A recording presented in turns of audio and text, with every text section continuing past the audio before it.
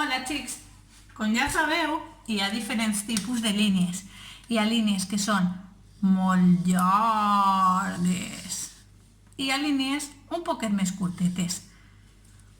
A més, hi ha algunes que són corbes i altres que són rectes, com aquestes dues d'ací.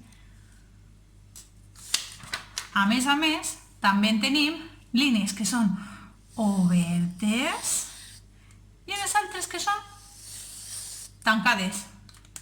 Com sabem si una línia és tancada o oberta? Doncs, per exemple, aquesta és oberta perquè té per ací una entradeta i el ninotet pot eixir. Mentre que, si el fiquem ací, no hi ha cap espai buit o obert per on pugui eixir.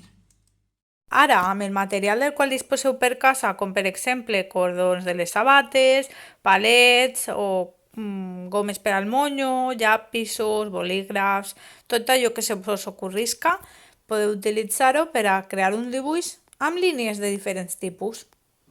A veure si endevineu el que he fet jo amb el que tenia per casa.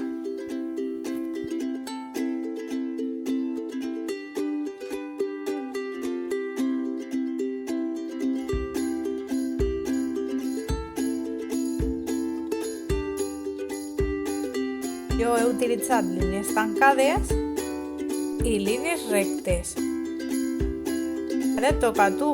Recorda que pots utilitzar tant línies corbes com línies obertes, línies tancades i línies rectes. Segur que faràs un dibuix xulíssim. Adeu!